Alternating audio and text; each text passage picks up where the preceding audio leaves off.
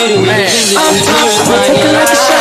I don't know what your nigga got a problem. We can get it, we can fix it in the nearest right now. And if she bad, then I want it, then you know that I'll get on that spot right now. I don't care. Things you ain't used to, no old school, that new school, that shit that you're new to. Money mailman's ain't fool.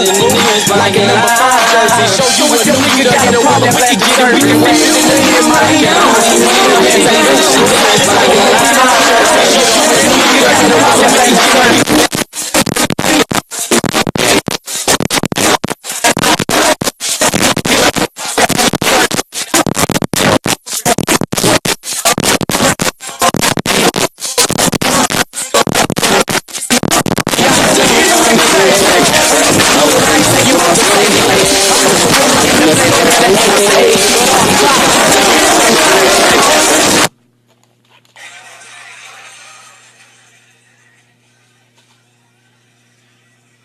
Oh, wow. That's bad.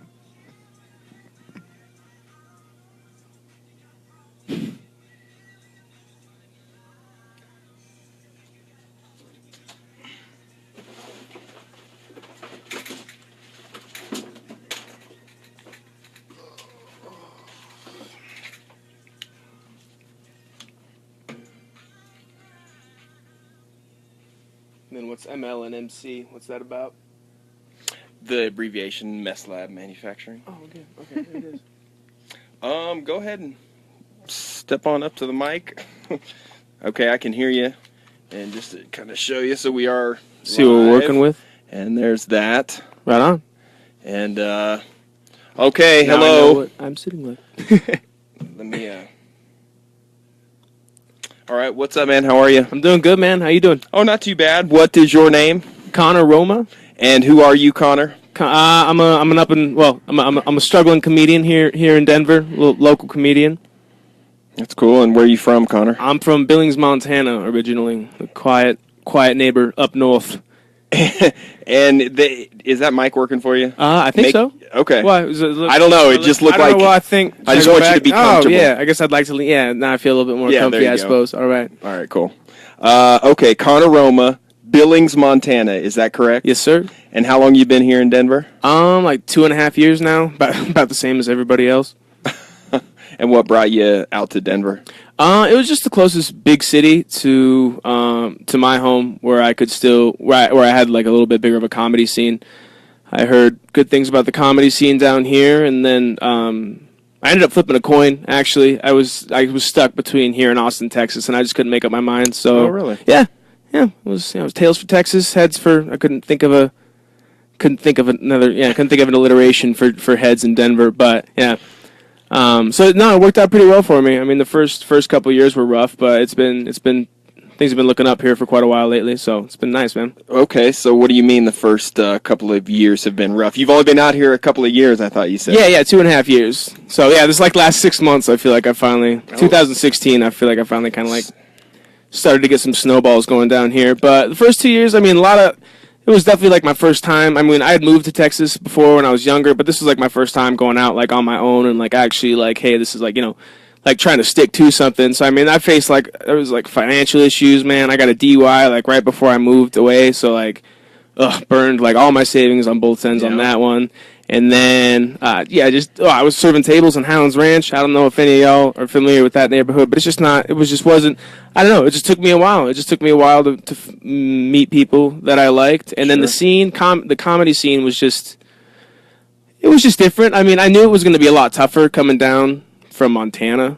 Like, because Montana was, I don't want to say, it was easy. Like, I just showed up and I told jokes that I'd been working on, and people thought they were funny, and, I didn't have bad shows, and, like, everybody always told me, like, oh, you're great. Like, I regret it now. Like, I wish my first year hadn't gone so well, because, like, when I came down here, man, and people, like, aren't, people have seen, like, everybody's funny down here. There's so many funny people, so it's like, when you're another fish, but, so that took a while to that took some getting used to, for sure. Okay, so You threw a lot at me just now. Sorry, I rambled. I just want to back up a little bit and talk about, okay, so you started your comedy career. So you're a young guy, right? How old are you, 23 years old? I just turned 24. Okay, so you're 24 years old. Yeah. So you've been out here for 2.5 years, so that kind of puts it at, what, 21 and a half? You moved out here a little after your 21st birthday? Is that correct? Or 22nd birthday? Yeah. The right math, April of 2014, I moved out. Okay. So, and then before that, you were living in Billings, Montana your whole life, right? For the first 21 years of your life? Is that correct? I had moved to Texas for like 7 months right after I graduated high school when I was like 19. But okay. What was that for? I was just... You went out there to try it out, to check it out. I was working for this supplement company at the time. And they were really? like, hey, yeah. I was like, yeah, it was, I'm sure we'll delve into it a little bit, but I was for a minute there, I thought health was where I was going. I thought like that's where I thought that was going to be kind of like my career path. So right out of high school, you started working for a health supplement for complete nutrition. I don't know. Yeah, nutrition. it's like another little GNC. Yeah, it's shakes and whatnot. It was. Is it a pyramid thing? Is it no? It wasn't a pyramid. Scheme? It was an actual store. It was an actual store. It's an actual corporation. Yeah. And so it's like GNC. You're saying? Yeah. It was. Okay. So how'd you get it? Even why were you drawn to shakes in a health store? Because I used to be really overweight, like before. Yeah, growing up. Mm-hmm. Yeah, till I was like 17 or 18. I was. Okay. Yeah, I was. Yeah, and that was.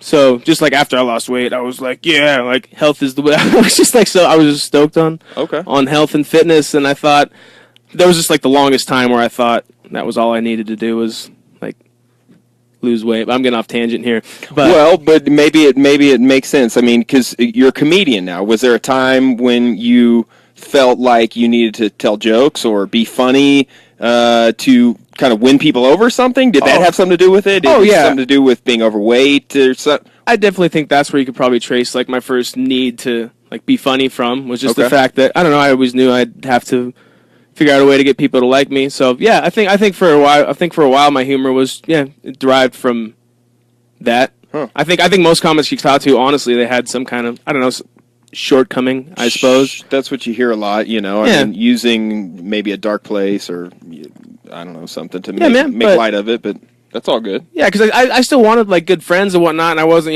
sure as shit wasn't going to make them through sports or anything like that. So, No sports? You didn't play any sports? I play it, man. I stopped caring about sports when you stopped getting Capri Suns and brownies afterwards. I was like, I'm done. That's funny. No, I can understand. I mean, I stopped caring at one point. It's just like, sports. But, I played football through my senior year of high school, but and my senior year was actually the only year I ever actually like played. Like I actually tried, so it was fun. I'm glad I did it. I'm glad I stuck through it. I made a lot of good friends and whatnot. But I mean, looking back, like I wish I would have had I wish I would have started working on like entertainment kind of stuff back then. But I was a little bit too nervous. Okay, so grew up in Billings, Montana. Yeah, moved to Austin, Texas, did you say? With the complete nutrition, health, pyramid, Ponzi scheme company. And then, so it was only 7 months out there? What happened? I got worried, man. At first I moved out there for a girl. So it was just like, I moved like, it was just all, I'm a dramatic guy sometimes. It was just, but basically, they offered me some money to go out there. But eventually, after a while, I just kind of, I don't know, I just panicked. And just, I pretty much moved home. I don't really remember a reason. Huh. Yeah, I don't really. You panicked about being out there? You were too far from home? You were with this girl? Did you guys break up then? Oh, she wasn't down there with me. She was in Montana. Yeah, I was, You panicked because of the lost connection? Yeah, I was.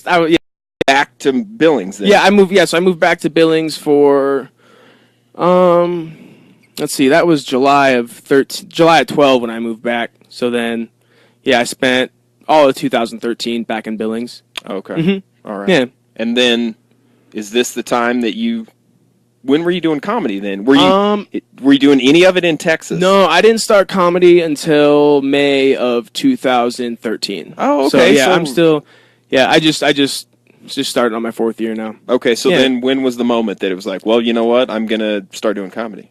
I mean, it was something I kind of always wanted to do, I suppose. Like, I remember, I don't know, I remember in like a 7th grade talent show in my little like reading class, we had to do like a talent, and that's what I did. I told jokes, and then my senior year, we had to do like a similar kind of thing where a project where basically our teacher just told us to do anything, and that's what I did. I just would have been told jokes, and it was awful. It was I did not enjoy either time, but I don't know. After that, I always wanted to. I really wanted to, and then eventually, my mom passed away in February of 2013. So yeah, it was a couple months before I started. But after that happened, I don't know. I kind of gave a few less shits, I suppose. Yeah. And I knew I had to find some things that were gonna like satisfy me a little bit more with than what I was working with at the moment. So yeah, I started like writing a little bit more, and then I entered. The first show I ever did was the Montana Comedy Competition. Okay. So yeah, where does that take place? It's in Billings. It's in Billings, Montana. Yeah. Okay. That one, it was at this place called Bones. It was like this old arcade. It's an arcade now. I don't think they do shows there anymore. Okay. But yeah, so that was, May 4th was my first time going up, and it was great, man. Like I said, I had like a lot of people out, and I won the competition. Like that was the opening night. Like May 4th was the first round of the competition, and I breezed through it, and then the finals were that June, and I won that. So it was it was cool, man. And what do you win for winning that competition? You win basic pride, and then you get a trip to my buddy. My buddy takes you out to L.A. I'm friends with the guy who puts it on now, but his name's Lucas Seeley. He lives out in L.A. and so it's a paid trip to L.A. You get to perform at the Comedy Store, which I still haven't even taken him up on it. Oh, to be honest wow. with Okay, you. so you just have an existing spot. Well, I think he just made friends with me, so I didn't have to actually do it. I think. No, I'm joking. Okay, so what is the comedy scene like in Billings then, besides this festival? And it sounds like you had a lot of friends and family at the show. I mean, yeah, it was. Well, It was interesting because like I said, I had never thought about doing it or anything, and then all of a sudden I showed up at this competition, and like the scene in Billings it's really friendly, man. Everybody's nice. Like all the people are really nice. I mean, there's not a whole lot of. I don't want to say there's not talent because there are funny people. There's a ton of funny people in Montana. Yeah, I'm definitely not like the only fish from there. But is there somebody that comes from Montana that is a funny person? Honestly, man, I got to say, I think my buddy Lucas, he's probably the one who's done the most as far as like just strictly comedy goes. Okay. I mean, there's no big stars or anything that I'm not thinking of. I think the biggest name from Montana is still Evel Knievel. I still think that's. Oh, is that where he was from? Yeah, he's from Butte, Montana. Oh, well, yeah. That's a pretty good claim to fame. But sorry, I digress. I didn't mean to. No, you're all right. All right. But yeah, people are really friendly there, and it's so it wasn't. Nobody was like, it wasn't cliquish or anything, but when I came on, the people who came out to see me, they'd never been to a comedy show before. They were not the most like, there was a handful of them. This weren't the most like gracious of audience members, and I got busted using a fake ID that night on stage. Wait, on stage at your own comedy show? Yeah, man. Were you trying to buy drinks afterwards? Well, no, I bought drinks before, and then the first words out of my mouth on stage were I'm 20 years old. Like, that was literally the first thing I said. Yeah, it was the first thing I said. So what happened? A big hook come out and get you? No. They didn't take it then. They took it when I went to go get another drink. They were like, "What name do you perform under?" And I was like, "I'm sorry." I was like, it felt so bad. Yeah, it was. I was worried because like that was like my first show, so I was like, "Oh my god!" I thought like, I already ruined it for myself. I was like, I'm gonna be blackballed in the Billings comedy circuit. I know. Yeah, I'm done. My comedy career is over. Can't perform at Bones Brewing. But no, so that was cool, and like, but like I said, it's kind of just set me up a little. I knew that it was like, I don't want to say it's just Montana because I love my hometown, man. I love Montana's cool, and it's like there's not like the people who come from there just because like I don't know. I feel like people think there's like not a lot going on up there, which in a lot of ways there's not. Like they're still celebrating that we got like Chipotle. Yeah.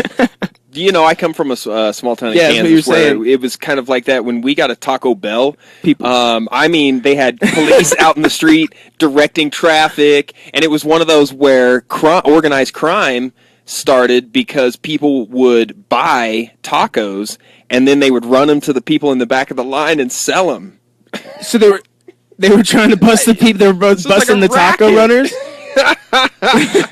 So I completely understand what you're saying. But no, yeah, when it comes to that I small don't town understand kind of what you're stuff. saying. We went up to me there. We don't. Yeah, that was. Well, this was back in the 90s when, that was like a big thing. But which, Chipotle would be now. But Yeah, I remember I saw the other day that it was a couple weeks ago. There was like 16 people shared the same, like that we were getting the Five Guys and what's the other Five Guys and a and Popeyes fries or whatever. Five Guys and a yeah. Popeyes, and Okay. the town was going nuts. Wow. Yeah, and it's just like you usually don't see like anything like that unless I don't know Tom Brady cheats in the Super Bowl, I suppose. That is too funny. Okay, so where were we? Billings, Montana. So it seems like you're getting ready you're starting to think bigger. You're starting to think outside of the city limits of Billings. Yeah, And then it became time to come to Colorado yeah. Well, I had at this point? So I was in when I won. Oh, another thing I got for that winning that competition is I got entrance into another bigger festival, Okay. which was the Big Sky Comedy Fest, which is I think they're coming on their 6th year now, and it's a fun. I've done it twice, and it's a really fun festival. But there was the judges who come out and judge for the festival. They're industry people. I remember they're from Comedy Central. Okay. I remember one of the guys like the booker from South by Southwest. So it's like they know. They're in the industry and they have opinions, but they gave me. I made it to the finals of that festival, which was a pretty big deal because now I was on the this one? stage. Is it in This Billings was as in well? Billings again. Yeah, Okay. it's in Billings again. Wow, okay. Yeah, I think it's still pretty. It's not. I mean, not the biggest name, but I mean it's getting there. It's getting there, and it's like there's some big names that come. I mean, the comics that come out there like.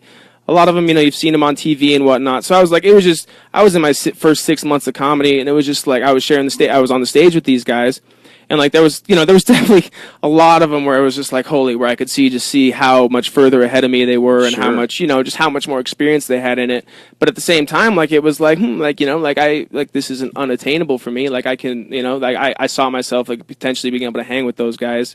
And then the judges told me that they were like, you're really funny, like you have good stage presence. They were Okay. like, believe me, like for how long you've been doing it, we like what we see, but like you need to go out and get some more experience. Sure. There was go hot ponds, like go somewhere else. So I mean, and they say 10 years, right, of just standing up in front of people. Isn't that what kind of... they give you 10 years is what they say to for how long it takes till you find your voice. But Do you believe that? Is that something where... Is that meant to just scare people off? Or I don't know. I mean, I kind of took that as a little law in my head, I guess, right off the bat. Because I mean, when I'm thinking about it, I'm like, oh yeah, I'm in 3 years. I'm like, yeah, I got like 7 more. I got 7 more till, But I don't know. It all depends on how often you're getting up on stage and how much time you're putting into it. Because I mean, I'm sure you can do it in less than 10 years, but it's just all a matter of experience. And I guess, but I think 10 years is a good ballpark for sure.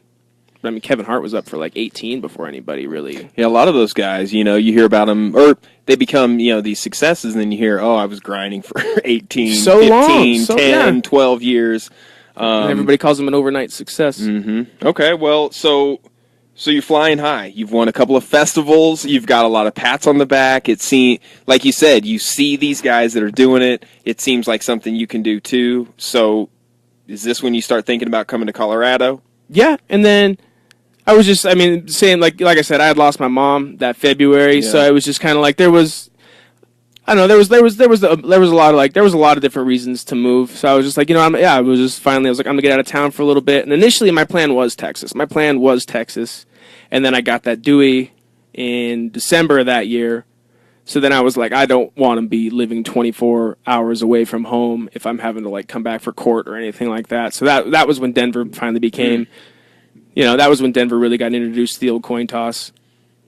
But yeah, so then after that, it was just a matter of time till I got moving. Okay. Yeah. So you came out on your own, or what was the deal? I had a friend who lived in Colorado Springs at the time, and she moved up, and we got a place together. So I had her, and then my buddy who I was talking about, who puts on the festival in Montana. I had a couple of friends from Montana who had already been living down here. But for the most part, yeah, I feel like I didn't know anybody else other than those. I only had like one friend for my whole like first while down here. Okay. Yeah. So now you've been here for two and a half years, and you've been on the scene. Let's tell me about the scene here. I know that we're kind of a comedy hub. I feel like I became aware of that when Josh Blue. Do you know that guy? Yeah, I'm familiar with Blue. Right? So when he won whatever it was, that showcase that was on NBC. The Last Comic Standing? Yeah, then I kind of realized that there was kind of this hub here. It was a spotlight here, in a way. So I don't know. You tell me about what's going on here in the comic scene. I mean, it really, and I mean, it's definitely expanding. It's growing. I mean, Comedy Works downtown is a really good club. You have the Improv out in Stapleton, so you have venues where you can go and see like good comedy regularly, and then there's you have all these like crazy good local shows that are popping up as well. So I mean, like I said earlier, there's so many funny people in this town. Like I've met, it's nuts. And is that intimidating then? How do you feel about that? At first it was. I mean, I honestly, like I feel probably over the last like 3 or 4 months, like 5 months is the first time I've actually kind of been putting in the work that I like told myself I was going to when I first moved down here. So I was definitely intimidated at first. Cause one, we don't have, there's open mics in Montana, but they're nothing like the open mics here, you know. You go to an open mic in Montana, it's the same 10 or 12 comics that Billings has, and it's, maybe a few rotating, patrons of the bar. So it's like you kind of know what you're getting all the time. Same thing with down here, you know what you're getting, but it's just now you got 50 comics who are all getting up on stage, and you got a lot of the times there's no just normal people there to watch the show because it's an open mic, and there's just so many different ranges of what you're going to see at an open mic versus like you'll see some terrible sets at an open mic, and then you'll have like people who just come up and crush. So like just depending on when you get up, you might get up there at a point and it's just like it definitely lets you know that you're not as funny as you thought you were at first. Yeah, so it's like, because I went up with the jokes that I knew always were doing so well in Montana, and then I went up with them like at an open mic, at a couple open mics, and like eventually like it kind of convinced me for a while that I wasn't funny. I was like, I got pretty down for a minute because I don't think it was intentional of everybody else, but I mean, they nobody's obligated to laugh at you, But no, sorry, no, you're right. So yeah, it could be intimidating, but now I start to realize like the more comics I meet and the more people I meet, like, cause when I meet comics who are out of the open mics and when they're in showcases and they're traveling and they have TV credits and they're doing well for themselves, they're the nicest people. Like they don't, and you realize that they help you to realize that there's room for everybody to be funny, man. Okay. As long as you just have to be, it's just all about finding out your original take on everything. Because if you go up here in town with hacky jokes and just terrible things, man, you won't last long. So, do you feel support here in town from other comics? From other comics, and just from the scene in general, or how does that work? More so now than I did initially. Like I've got a good handful of buddies who are in the scene that I kind of roll around with. So I mean, it's definitely helped me out a lot. But I mean, I was a loner for a while, and it's not because I don't know. I didn't realize how many people were moving here to Denver. Right. And comics are real. They're real people. Like they don't bullshit, and they see. I think they see through a lot. And I feel like I didn't know at first. I got to think how I'm explaining this before I run too tangentially here. Basically, And while you think about that, 10,000 people a month are moving here. 10,000, I know. So I know, and I look like half of them. I look like so much. That's 85%. 85. Yeah, see, a bigger. Yeah, I look 90%. So what does that mean to you? Strap on some Sperry's and a Patagonia shirt. What? Like that's right, dude. And that's. So what? I mean, what does that mean for you? What's. So when I think I worried. Well, from being fat, I think is where it stemmed from. Is I've always had this, and I think most comics have it. Is you're always worried about how other people are perceiving you, and you're worried about how you're sounding, and you're just always worried about how other people think. Sure. And it's like it's not a.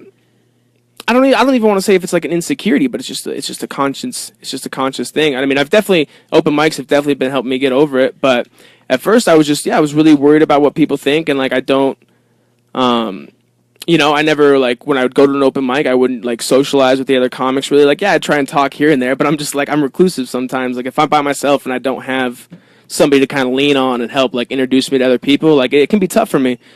And then, yeah, so it's just, like, I feel like when I look back on that prospectively, like, in the eyes of other people who saw me, like, yeah, here's this like, sure, maybe I came up and I told some funny jokes or whatever, but then I like didn't talk to anybody, and then I just left right after my set. Like that's. Mm-hmm. It's I suppose like bad etiquette, you know. So I feel like looking back, I got so caught up and worried that like everybody on the scene probably just thought I was like some tool who like like if you want to be a comic, dude, if you want to be a comic, like there's got to be parts of your life that you don't like, and I don't look like a guy who has a bad life. Is like basically what I was trying to say back there. Yeah, I look, you know, like It's true. When I look at you, I mean, you look like a guy that if you moved out here, you're probably driving a pretty nice car and you probably got a pretty good job. Yeah, and I slept in my car. Good. I slept in my car. Yeah. I don't got a business degree. Nah, yeah, it's. But I mean, don't get me wrong. I have a great life. I have a lot of good stuff in my life, and I do have like in a lot of ways. I have a lot of advantages that. So, but basically, I when I look back, I feel like that might have been the reason people weren't so receptive to me, just because I didn't realize that I have to be the one to make the effort to go and talk to new people and meet new people and let people know that you have a different that I'm not a alternative. Dick. That I'm not just that I'm not just a bro. Don't get me wrong. Yeah, don't get me wrong. Like I drive a Subaru now. I like EDM music. I lift heavy things. Like I'm guilty of a few bra offenses, but I'm not I'm not like a total tool, you know. Okay. Well, so then when it comes to open mics, where, you know, how does that go down around town? Is there something you prefer? Where do you hang out? And there's one which just depends. Well, I'm in the service industry, so it depends on what night of the week I have off. You know, I have a different schedule. So if I'm off, I like to be off Sunday nights. There's one down at the Denver Bicycle Cafe, which is usually like pretty friendly. It's usually got a good mix of comics and people. Thursday there's one at the I like Thursdays off because it's called the White Whale Room. It's like right off the Alameda Light Rail station. I really like that. Like I can take the light rail to an open mic. Watering Bowl. It's at the Mutt Mic. It's at the Watering Bowl. It's like an open mic with dogs. Oh, yeah. Okay. There's dogs everywhere. I mean, sometimes it's disastrous because they're barking and they're running and they're playing. They don't care. But I mean, I guess it's better than comics who don't care about what you're saying sometimes. But no, any night of the week you want to get up on stage and go to an open mic, you can go for sure. There's nights of the week where you can hit 3. You know, I haven't been showing that kind of dedication, but I know there's people who go out and do that. There's people who, you know, they're hitting three mics a night. It's got to be good practice. Oh yeah, sharpen your act. Well, yeah, every time you say it over, it either memorize it a little bit more, like it either becomes like a little bit more ingrained, or you might run off a different tangent and find you know, a little joke nug that you didn't expect to find. So do you walk around with like a notebook, or do you tell jokes or do you say things that are funny into your phone, or how does Yeah, I usually just put them down on my notepad in my phone. Like funny thoughts. Like if I have a funny thought, I'll just like jot it down real quick, and then I'll go home and like try and elaborate on it. But I prefer writing on paper. I feel like I'm trying to get a little bit better about actually carrying a pad and paper around with me. Because phones are so distracting, man. You pick it up, going to write down a funny thought. Right. You're like, oh shit, 4 notifications. Who snapped me? And then you're like, God, and joke, it's gone. It's like you can't remember what you were thinking about. What was I going to ask you? I was going to ask you something. Oh, who did you? Do you have some comedians that you look up to, or that just who do you think is the funniest? Here in town, or no, kind of in a bigger names. Yeah. Okay. I mean, just like. I really enjoy Louis C.K. Okay. He's probably, I don't know, if I'm going to listen to some comedy, he's probably one of the first names I'll look up. I liked Kevin Hart's older stuff. I remember watching him back in high school. I remember like when his first 2 specials came out. Oh, okay. I thought he was hilarious, man. I thought he was great. I saw him live here in Denver. It was, but I don't want to be a hipster, but he's just so big now. It's like everybody likes him, Sure, yeah, yeah. Mm-hmm. Bill Burr, I really enjoy Bill Burr. Yeah, he's another like cranky guy with a somehow positive, outlook on things. Mitch Hedberg was great. Yeah, I saw him at the Fillmore not too long before he died. Yeah. Yep, that was a bummer. He was great. I got to perform at a bar he performed in Miles City, Montana. I can't remember the name of it. It's not there, and more than 1,000 people there. But there's pictures of all these comics that I was like, holy shit, all these people have been here. It's what's going on in Montana? I mean, does the state itself just kind of foster, a funny aspect, or they want to help comedians? I mean, it sounds like I don't know. It sounds like a lot of people have kind of come and gone through there, but it also sounds like one of those places that a comedian would make fun of. Like, this time I was in Billings, or this time I was in Bozeman. Or, anytime you hear a comic talking about Montana, I was like, well, you give it to Canada, or you know, like they're not doing much with it. Just stuff like that. But as far as comedy goes, I think it's still whatever. I think it's still very independent. Whatever you want to do yourself. Like there's agencies. Like there's a couple agencies that I know will book rooms throughout the state up there.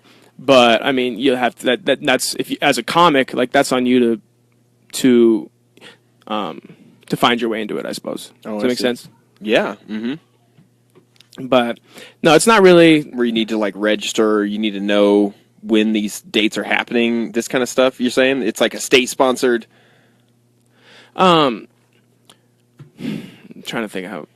Well, they're just agencies. They're just There's like one that's like the Tribble Run. He has different rooms all across like the Northwest. Oh, I see. Yeah, okay. It's a talent agency kind of thing. Oh, okay. So you can go that route, but I mean, other than that, like if you're trying to put on a show or something, it's basically word of mouth, like talking to people who are already doing it. But it's definitely not a place where, like, I don't think it's still definitely not a place where anybody is really like, oh, I want to go do comedy. Like, it's not like, I don't think even people realize that they have like an opportunity to go out and do it if they want to try it. Like, a lot of people don't even know that like we have open mics back in my home. I don't think so. Does that make sense? Yeah, because, it's one of those small town mentalities. You just don't know, and maybe you don't even care. Yeah. I mean, the small town that I came from, that's how it was, It was like, if you wanted to know things, you had to go and actively search and look. And a lot of people would be like, oh, nothing's happening around here. Well, it's like, yeah, when, you're not put your ear to the ground a little more. Yeah. And I'm sure there was like a ton of like talented people where you came from, too. Yeah. And they all got out of there, and it was just kind of no looking back, so.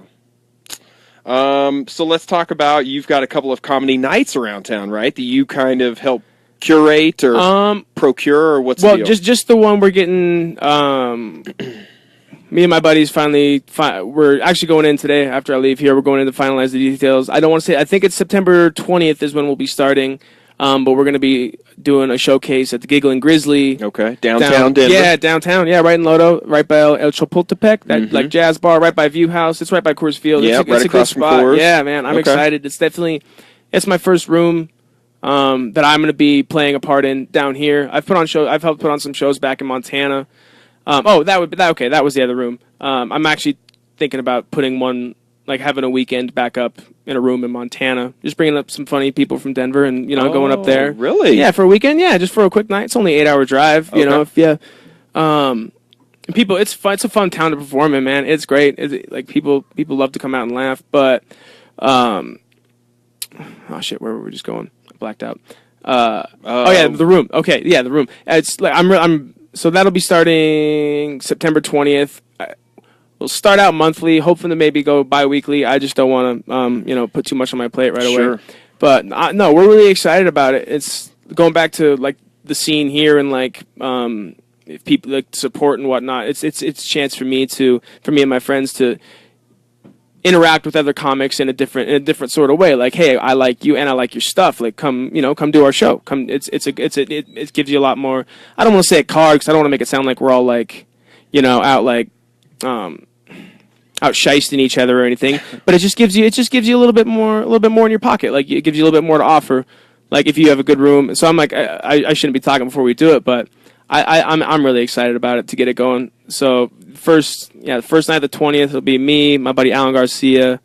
We got Brian Wu, D. Kelly will be headlining. Ryan Evans will be hosting. He hosts all the time out at the Improv, and then Jacob Rupp. So that guy is funny. I saw him. Jacob? Oh yeah, he was the one with the underground music. Yeah, he was the one with the Edgar Allan Poe jokes. That'll be fun. Yeah, he's a funny kid. Cool. Yeah, man, I'm excited because, like I said, it gives me because I have over the last couple of years I've seen the comics that I like and that like they're nice. You know, they're nice people because like there's some comics who are just like, you know, I know you're funny, I know everybody likes you, but like, let's be nice. Like we can all be funny. Is there a hierarchy in this town?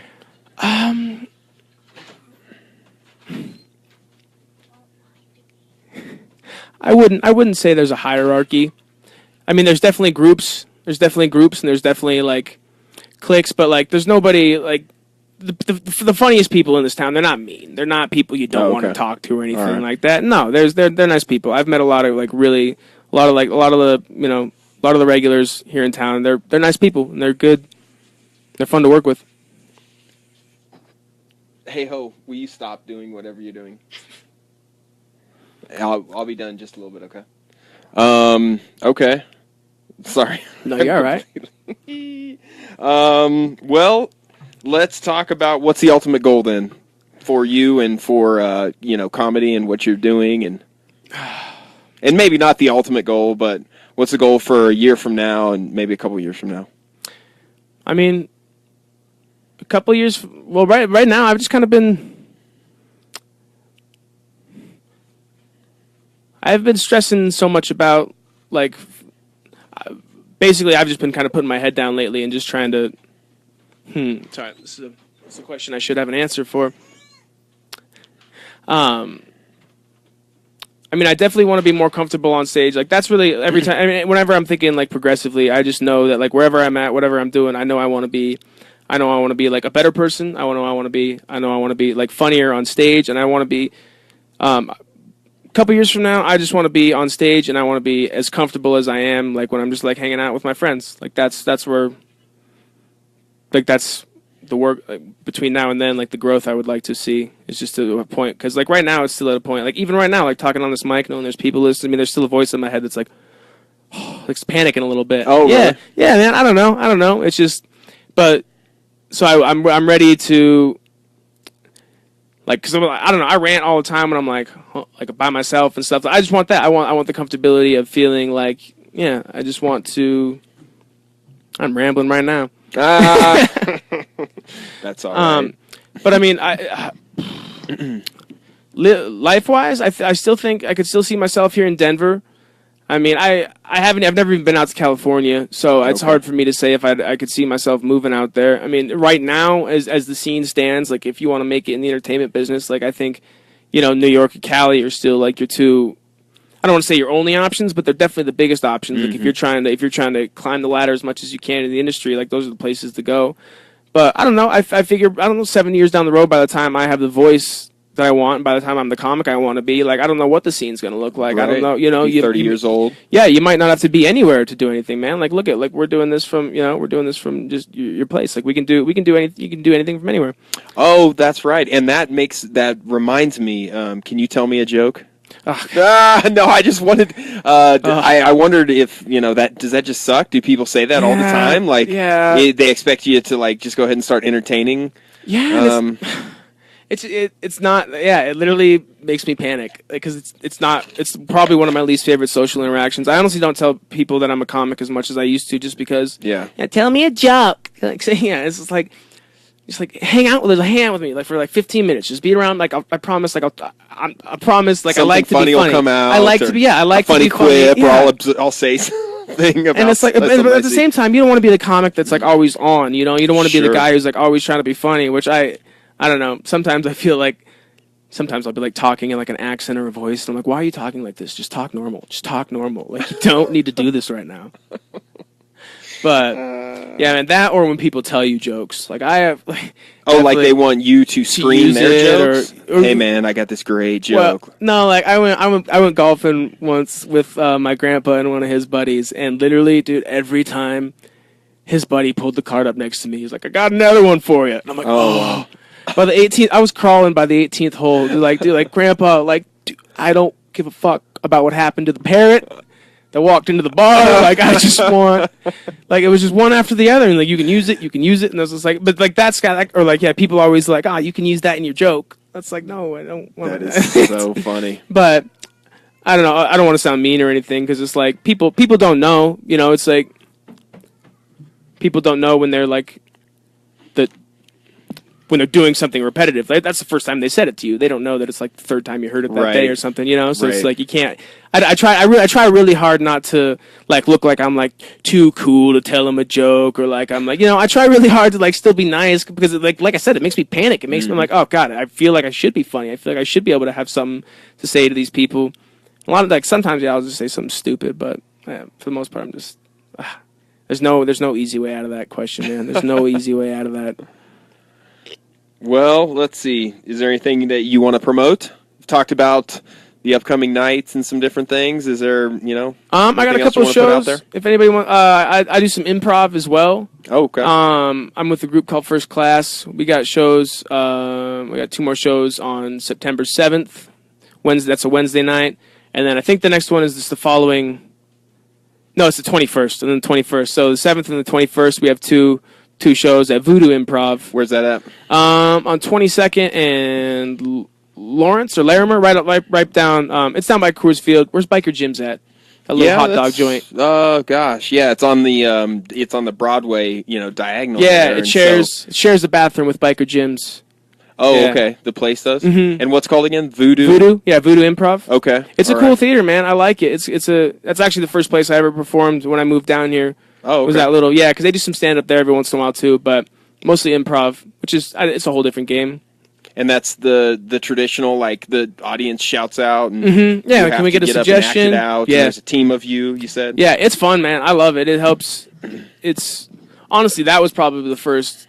I made a move in improv down here before I did anything with stand up, just because stand up was all on me. Like it was all my own motivation. Like nobody was depending on me or anything. It was like, hey, like nobody I'm the only one who's going to know how much work I'm putting in and whatnot. But then I took this school, I took this class, and eventually, I realized like, oh shit, there's other people who are like, it's a team effort. So I had people like counting on me, and that was the first thing that kind of like really got my foot in the door down here, and finally like got me moving as far as like in like a comic direction goes, I suppose. And it helped me tremendously with stand up too.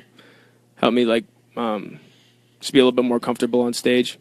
That's cool. Yeah, I love it, man. It's fun. It's definitely, and it's cool because like I love stand up. Don't get me wrong. There's like, it's really tedious when you work out a joke like over and over and over and over again, and it's like sometimes it's really hard to tell a joke like it's the first time you told it. Because it's like you have to tell it to this audience like it's the first time you've ever said it. You have to say it like you just thought of it, and like this is all off the top of your head, and that can just get harder to do sometimes. But improv, it's just like it's exciting because it allows you to kind of be a little bit more creative, and you get to like you stumble into characters you never probably would have, and you find like voices, and you find jokes. And it has to help when the audience is kind of in on it too, compared to, like you said, trying a new joke on an audience that's just sitting there waiting to be entertained, waiting to laugh, right? Yeah.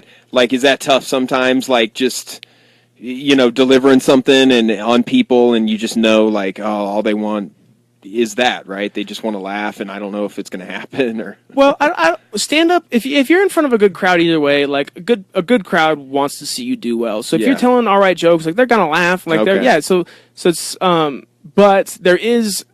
I don't want to say it's easier, but one, you have the team. There's a team, so it's like you don't have to be the one to say the funny thing. Like and like there's a lot more situational humor. There's a lot more physical humor. So there's different, and then you have that aspect of the fourth wall where you can, where you can like kind of talk to the crowd, like where you can kind of like break the scene a little bit, just to be like, oh yeah, I had no idea we were going to be meeting, and then and then like they laugh at that. So it just gives you a few more angles, I suppose. Whereas stand-up, like I said, it's just all you up there. It's just all your jokes, and you can still act things out and whatnot, but improv's just a little bit more scenic. I wish I could concentrate, but my kid screaming is is insane. So I'm just going to ask you what advice you have for, an aspiring comic, somebody that's kind of coming up, and, somebody here on the Denver scene that... is thinking about going to their first open mic. Hey, Beatrice, be quiet, please. I would say just, one, write as much as you can. Like, that's one thing I don't think any comic probably does enough. Writing is so important. And then be funny. Yeah, be funny. And then be nice. Just be nice. Shake hands. Talk to the other comics. Ask for advice.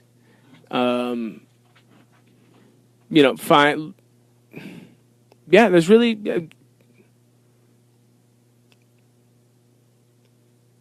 Just be nice. Just don't be a dick. Come out, have fun. Like, make sure people see your face. If they see your face regularly, if they know you're a nice guy, if they know you've got some good jokes, or girl, my bad. If they know you're funny, like, come out, and eventually, I don't know. Eventually, you should get put on. Call Comedy Works. Get on that new talent night. It takes it can take like 8 to 10 weeks. There's the open mic night at Comedy Works. Okay. Where your first slot is only 2 minutes. You get a 2-minute slot.